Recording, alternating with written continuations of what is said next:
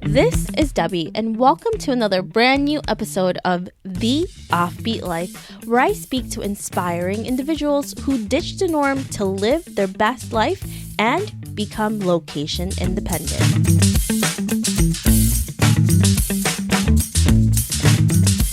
This week, I speak with Carol Mcquaid, who is a nomadic artist. Before becoming an artist, Carol was working a corporate job, but she knew she wanted to pursue a career as a traveling artist full-time. So she and her husband put their home on Airbnb, and the rest, as they say, is history. Today, she's able to continue to travel as an artist through artist residencies and by renting their home. When Carol is not creating art in Vancouver, she is traveling the world, meeting different artists, and getting inspiration from her adventures. On this episode, Carol shares how to create travel opportunities from your artistic talents and why having a creative outlet is crucial for everyone, even when you're not an artist. Carol is such a joy to talk to, so I hope you enjoyed this episode as much as I do.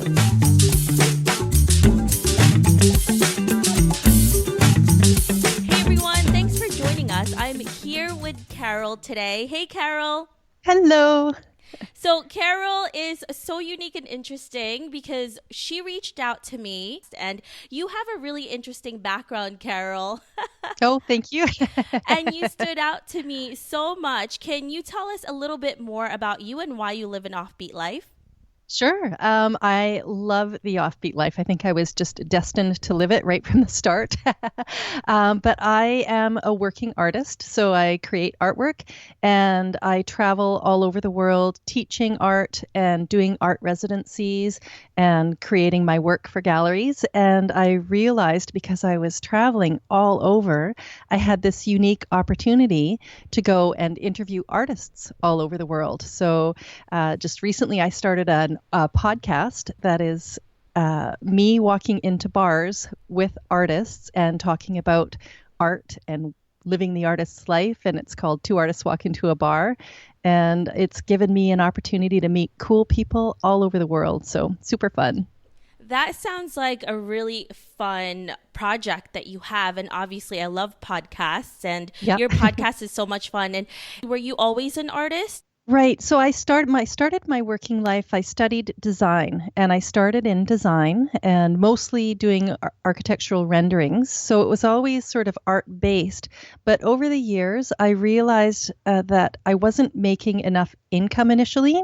So I would work on my artwork, and then I would go and I would start a business or do a business project. I did a lot of sales training and sales coaching and running sales projects. So I would go and work on a project for 6 months, make a pile of money, finish the project, and then I would go back and paint for 6 months.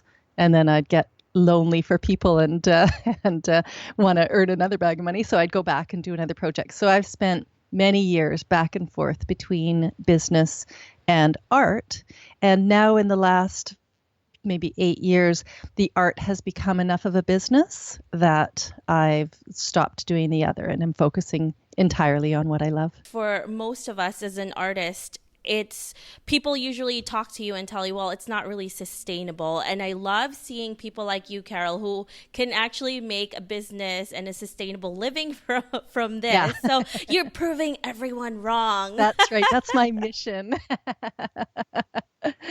20, 30 years ago, it was so much harder for an artist to actually make a living, but because of technology, of the internet, of everything else, that you can just be exposed to so many people now, it's so much easier. Has that changed in the past few years with the technology for you to share your work? So it has completely changed things. And I think what it's done has demanded a whole nother skill set of artists. So it used to be you would do your work, you would give it to a gallery if you were lucky enough to find a good gallery, and they would sell it for you and they'd take a big cut, but they'd do all of that side of the business.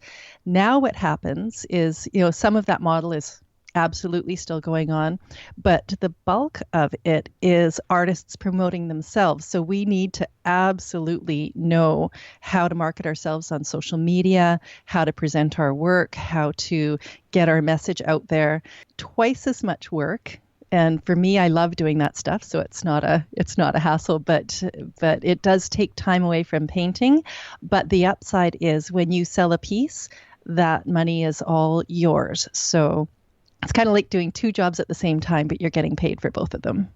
And it's really crucial to understand how marketing is 100% what you need in order to get those sales and to get yourself known. Because I was an artist for a really long time. I still am. And one of the things that I just figured out was that most of the time it's 80-20, right? 20% content creation and 80% marketing. Because because even if your work is incredible and it's amazing and no one's seeing it, unless this is just your hobby, then it's not going to become a business. And people, they buy the artist first and then the artwork.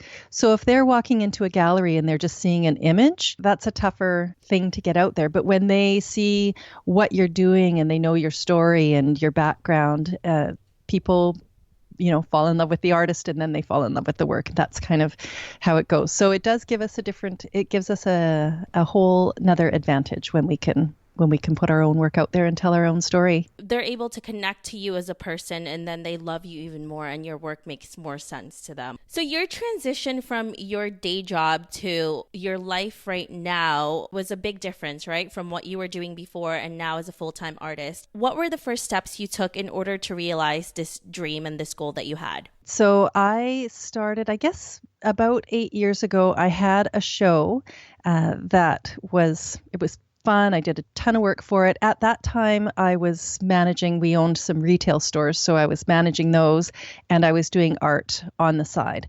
And I finished this show and I had all of this work, the things that hadn't sold, and we were loading them into the truck. And my husband turned to me and he said, we could put this in the garage or we could drive around and find the perfect location for it. So we drove into the coolest part of Vancouver where we were living at the time, where we're kind of based out of now. And we found this really cool shop and we went in and we talked to the lady and ended up putting all my work in there. And that just started things rolling for me. It was a design center and lots of people were doing their houses. So I started selling a lot of work out of there, which motivated me to make more. And then I got on this cycle of constantly applying for shows, applying for residencies, applying for things. And it just took off. So for me, that was the turning point, was making that decision not to pack everything up and put it in storage, but to get it out there into the world and set it free. And it worked. So I was really happy with that. With everyone else, if you're starting a business or if you're an artist, you're going to get a lot of no's and failures. What was it like to take that point in your life to finally say that I'm not going to put this in the garage, I'm going to put myself out there and see where this can actually get me? Because I've talked to different artists before, and one of the things that many of them are afraid of is selling out. You don't want to sell out. You want everything to be pure, and money is secondary. Yeah. But it's not a far second. It's a close second.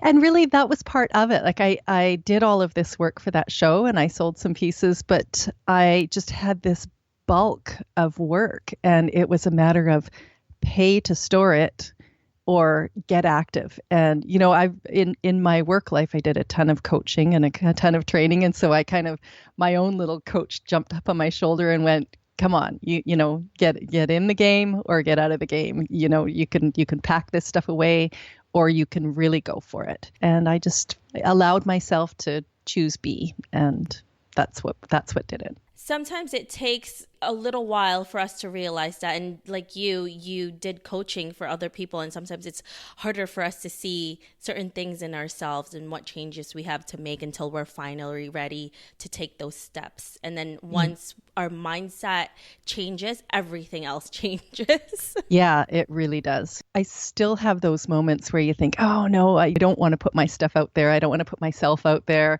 I just want to curl up here on the couch and to be safe. But the more often, like just trying to build that habit of always putting myself and my stuff forward, not hiding in the corner, the more I do that, I find the more success and the more no's you get too. But that's okay. If you're not asking, you're already not getting whatever you want from people. So just over the last several years, I've tried to build that habit of putting it out and just seeing what happens. Isn't it amazing what happens when you actually start doing work? Yeah. And the results that come from it, it's really incredible.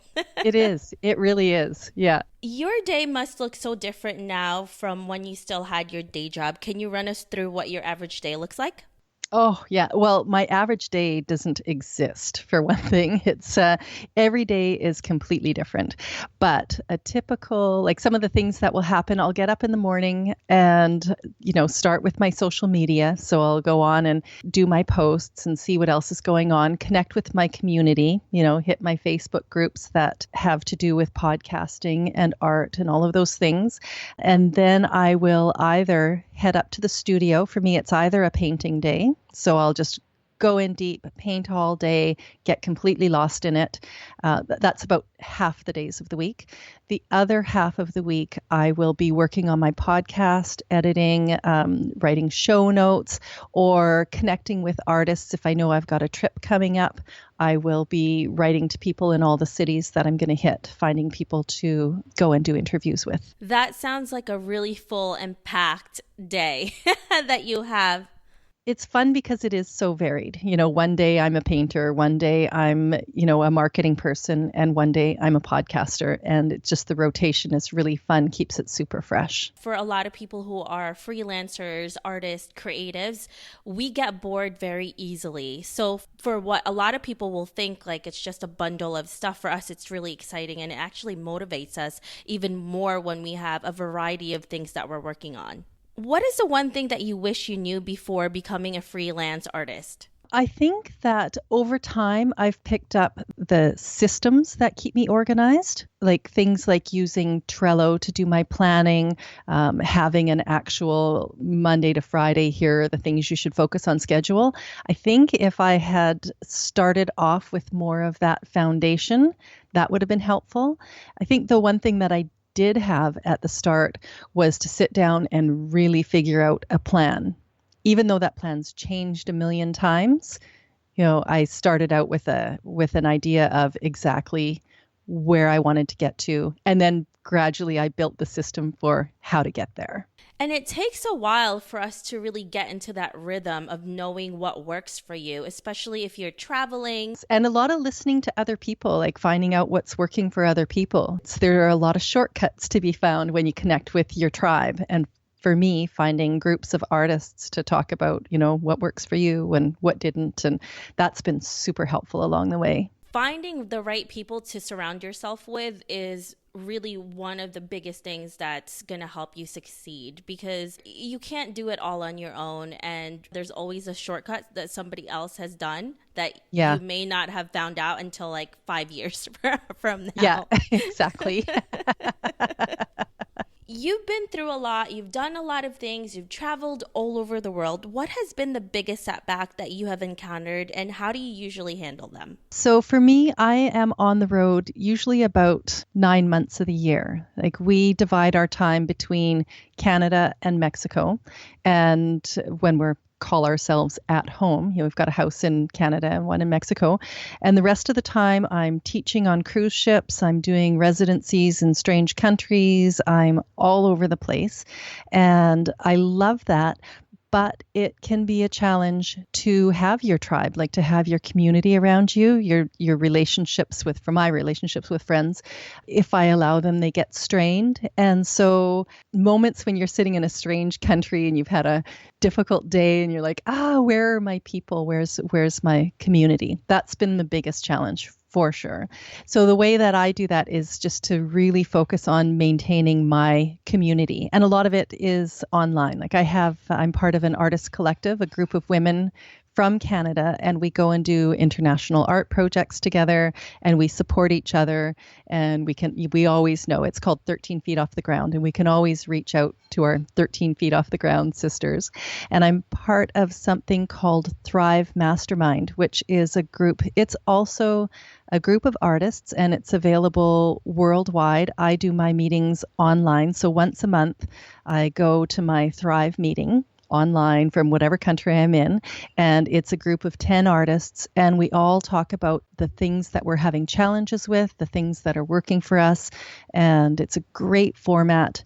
And for me, that is my support when I'm in some strange country dealing with all kinds of different things.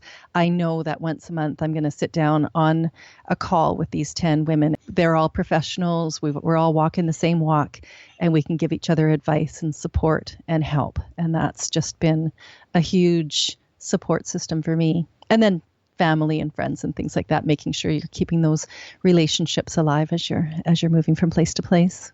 I completely agree with you, Carol. I feel and I believe that having a group of people around you that you can mastermind with is so crucial to your success. And I have that as well. And I tell everybody this, Yeah. is you need people, the right people. So let me emphasize that, the right people.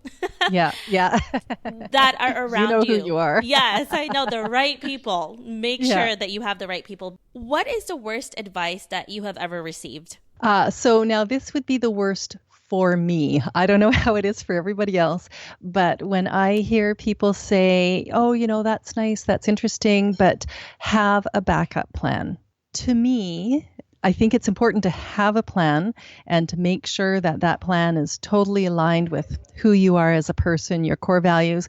But once I have a plan in mind, I think the idea of having a backup plan or a plan B means you are not quite committed to plan A. When I hear have a backup plan, I shut it right out. I think have one plan, execute it when the time is right, and then, cross that river and burn the rafts, like no looking back. It's so funny, Carol, that you're saying that, because I believe that as well. And I don't want to have a backup plan because that just means that I am expecting myself to fail. And that means I just go back to where I was before. So there's no option. For no, take away that safety net. No safety net. I'm just going to jump, and then it's going to go how it's going to go. And that's it. Exactly. And then I pivot towards other things, but it's not going to go back to that again. Yeah, exactly. Can you share one productivity tip that has worked for you? Because you are doing so many things. How do you keep everything in line and be productive? That is a major piece of making this all work. And what I found over time was having a plan is great, having a vision and a mission and all of that, fantastic. But until something is in my calendar, it's just a thought. So what I find is the crucial step for me is figure out all the things you need to do and then put them in the calendar. And maybe you're going to move them. Maybe they're not going to happen right when you put them, but it allows you to see how much time is there really in a day and what am I planning to do with it? And if I know that I want to do a show with 30 pieces and each of them is going to take me 10 hours, if I can't find 300 hours to put in the calendar, then that's not going to happen. Realistically, looking at how much time things take and having an idea of where they fit, I find helps me prioritize. And the more I do that, the more I get done. And now looking at your calendar, you have all of these things that you do. You're an artist, so you have to market that. And then you're a podcaster, you have to market that as well. Can you share with us your best marketing tip that has worked for you? That is a good question. So what I find, I like to use all of the social media platforms, and I like to, I do a little bit of Facebook ads and Instagram ads, not very much, but the biggest thing for sure is getting in front of real live people. Always being willing to talk about what you're doing and share it with people. And I'll meet somebody in a certain country and then I'll be able to see my stat. I was on a tour in Stockholm and met with the guide who was taking us and showing us around, and he was an artist. We ended up talking about the Two Artists Walk Into a Bar podcast, and the next thing I know, I've got this surge of listeners in Stockholm. It's that one-on-one, making sure you are remembering to share with people what it is you put out there, because you're doing it as a benefit to people. Let them know face to face, I think, is still the biggest thing. a lot of people are afraid to put themselves out there, but if you're afraid to do that, then no one's gonna know, right? So Yeah. Yeah. And those people have the ability to broadcast to their network. Like my network is only so big, but their network as a whole, it's a whole fresh ground for me, right? yeah, you have to tap into every single network that you can get because you Yeah. don't know where it's going to lead you. So that is such a great tip, Carol. Thank you so much for that. How are you able to finance this chosen career at the start, and how do you continue to create income today? It was interesting how the actual travel part of this, the being on the road all the time. So I had a studio in Vancouver and I had a house a block away from the studio. It was great and I was working all the time. But we wanted to buy a big sailboat. And the way that we decided to do that was when we're off traveling, we'll rent our house out on Airbnb.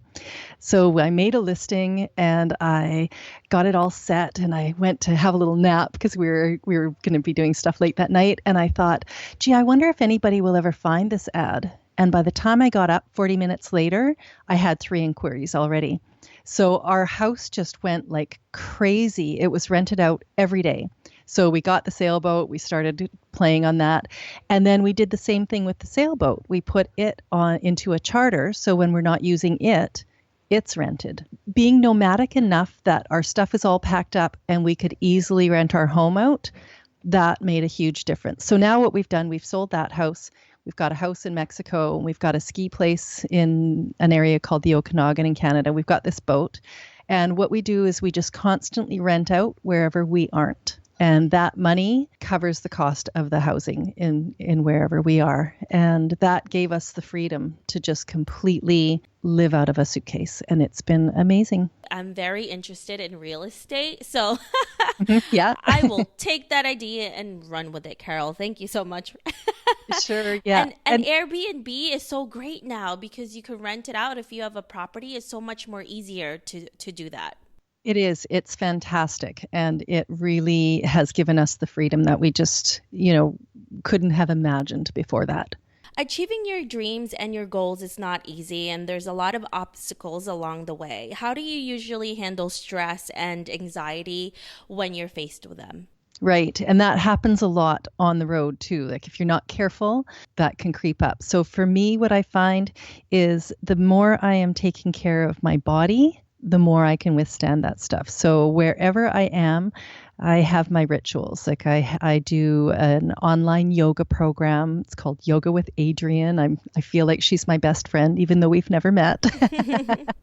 So I make sure I keep doing that. And then just really being aware of what I'm putting in my body, eating fresh, real foods and taking care of myself that way and connecting with friends and keeping the balance there. So it's all just basic self-care, but the more I'm on the road, the more critical I find those things are. You may not notice it now, but it definitely goes a long way later on how you're treating your body. Let's fast forward to 50 years from now and you're looking back at your life. What legacy would you like to leave and what do you want to be remembered for? The biggest moments for me, because I do a lot of teaching, is when I encounter somebody who says, I read your how-to book or I went to one of your classes or whatever, and it changed my life. So when I find people who have embraced their creativity because of our encounter, that's the biggest thrill for me. So I would imagine being on that porch 50 years from now, looking back, thinking that there were all these people who had a more creative, engaged life because of our encounter. That is such a great legacy to leave. And also, do you do a lot of speaking engagements? I do. I speak to artist groups and I've done lots of public speaking engagements and things like that, where I'm talking about creativity and its importance in our lives and how we tend nowadays to outsource that, our music, our art, all of that. We buy it or we access it. And it used to be that people did it themselves. They'd sit around a piano, or in my house, everybody pulls the guitars out and plays and sings, and they would create their own artwork. And I think that, my sort of mission is getting people to realize that you don't need to be a fine artist to have an amazing day sitting painting. You don't need to be a musician to have an awesome day sitting and playing your guitar with your friends. And just remembering that we can engage in those activities and enjoy them and love them and let them bring great things into our lives without the expectation of it being perfect or a profession. Yeah, and they're also great stress relievers too. Mm-hmm. Yeah, they are. They are. And the more you know about each of those creative endeavors, the more you enjoy it when you encounter it from somebody who's amazing. Like, I'm not a musician, but I play enough that when I listen to music, it's enhanced for me. I think the more we dabble in those creative things, the more it changes how we see the world, and it just brings it all to life. So I love it when people engage in different kinds of creativity, and I just think it brings so much to their lives, and it's important to me to share that thought with people. You don't have to be perfect, and it's just for you. It's not like you're making a career out of this unless you really want to, but it's a great way for you to just express yourself. Let's get to some fun questions, Carol. Okay. Some people like myself, I nerd out on interviewing inspiring people like you, hiking, travel, really cheesy books, and, embarrassing stuff. But what about you? What do you nerd out on? Oh, I am such a nerd. So for me, it's language learning. Like, I love to go online. I'm a Duolingo addict, and I've always studied languages, and I love to push myself to, try and read novels in different languages. And so my thing is doing crosswords in Spanish. Loving that, and just always trying to stretch my brain with languages. We were in Germany a couple months ago, and I speak Spanish and some French and a little bit of Italian, but we're in Germany for like 4 days, and we're in our Airbnb, and my husband looks over at me. He's like, "What are you doing?" I said, "I'm just Duolingoing some language." And he's like, "We're here for 4 days, Carol." And sure enough, I'm down. I can't even remember what words I learned, but within a couple days, I was like, "Oh, I know what they're saying," or, being able to interact on a very, but I love that stuff. I think it just breaks down cultural barriers, and it's such good brain exercise. So that's my nerd confession. That is such a great thing to nerd out on, especially as a traveler. So good on you. Hey, yeah, it's fun. If you were given a 1-minute ad slot during the Super Bowl that you can't sell with the potential to reach millions, what would you fill it with? I would try and put together some piece that encourages people to explore their own creativity, something that gives them permission to just go and express themselves with music or with art or whatever it is. And then if I had a few seconds left at the end, I would steer them back towards the Two Artists Walk Into a Bar podcast, because then they would have this huge selection of examples of people who are doing exactly that, just to inspire them to keep going down that road. And then I'm sure you're going to get like millions of listeners for your show. So that's always an added bonus. That would be fun. What is the most unusual job that you have ever done, and what was the best thing that you've learned from it? Oh, I've had some weird ones along the way, but probably one of my first jobs, I was deep frying pierogies at a place called Hunky Bill's House of Pierogies, and it was grueling. I was over a fryer, and I think I eventually got fired for eating more than I sold. It was a nightmare. And I think really what that taught me is, make your own job and be in charge of your own stuff, because having to show up and do something you don't like when all your friends are out having fun is not cool. So it was a good motivator at a very early age to be independent, and I've just always done that. That is a good lesson to learn. And also, if that was your business, you can eat as much as you want and you won't get fired. That's right. But you probably won't make any profit, but hey, it's your business. But it's pierogies, so people understand. I know, they're like, we understand why you don't have any left. Yeah. Having traveled to so many different places, what has been the most life-changing meeting with a person that you have ever encountered? About a year ago, we were down in San Jose del Cabo in Mexico, and I was talking to an artist Frank Arnold. He was one of my first episodes on my podcast. And he's this artist, and he has this amazing gallery in the heart of San Jose del Cabo. And I walked in and just saw this life that he was living and completely fell in love with it. And we ended up starting to look for a house at that moment. And now we are just finishing building this house and built a big art studio in it. And I just completely embraced what he was doing. And for me, it opened up a whole new chapter in my life. So we are just heading down there in about 2 weeks to go and set it all up. A lot of it was just based on that one chance interaction with this super charismatic artist living out his dream. And I thought, hey, if he can do it, I can take a swing at it. It's really incredible how a person just living their life, just living the life they truly love, can really influence another person in a huge way. And you never know when you're giving that experience to somebody. You know, like I met somebody just by chance about a year ago, and then I sent her a message saying, hey, we met, and I wonder if you remember me. And she wrote back and said, oh my God, do I remember you? You told me about art residencies, and it completely changed like she gave me this story about the impact that a chance conversation we had on her. And it was such a thrill for me to think, wow, you know, you don't know what kind of impact you have as you go through life. And every once in a while you get the feedback, and it just felt really good. Sometimes people are quiet and silent, and you don't know the impact you're creating. You could be changing somebody else's life. So live the life you really love, because even if other people aren't saying anything, they're being impacted by what you're doing and just looking at you and what you're doing with your life. And also make sure to listen to the extended interview with Carol, because she's going to talk more about residencies, how to get in, and how to prepare for it, and so much more. So I'm excited for that extended interview with you, Carol. Yay, me too. Thanks. Thanks, Debbie. Is there any question that you wish people asked you more? You know, I think if I could pick one, it would be for people to ask how to make space in their lives for exploring their creativity, because I would love to share that information with people. I think giving people an opportunity to change the way they see the world by being creative would be the biggest thing I would want to share.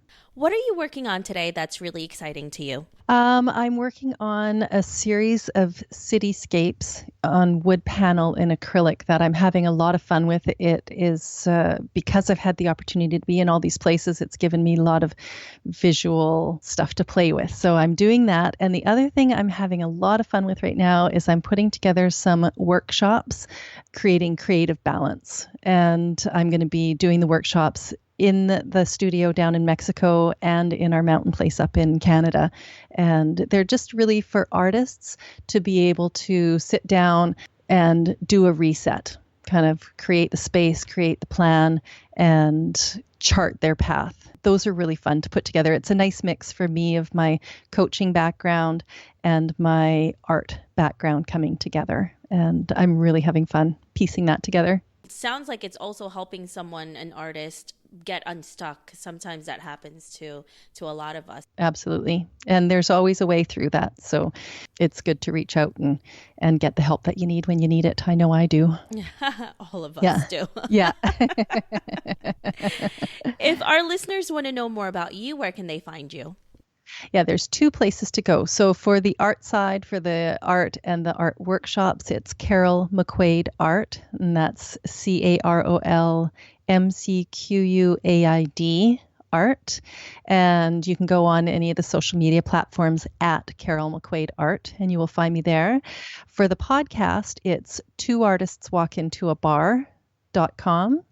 And on social media, it is the number 2 Artists Podcast. Wonderful. Thank you so much, Carol, for being here. Yay, it's been really fun. Thanks, Debbie. And thanks for what you do. Like, I love listening to all of your examples of people living these amazing lives. So thanks for what you're putting out there. I really enjoy and appreciate it. Aw, thank you, Carol. You all inspire me. So that's why I talk to all of you, because you're so amazing.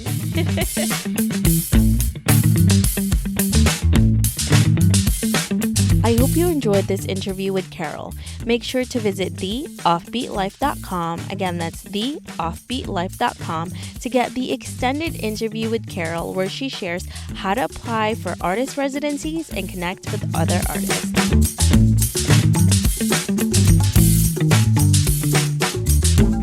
Hey Offbeat family, I really appreciate you listening to this episode. I would love to hear more from you and what you think of the podcast. Suggestions on guests, topics we can discuss, or maybe you just want to be friends. Why don't we chat some more on Facebook at The OB Life, or send me a message at hello@theoffbeatlife.com. I can't wait to hear from you.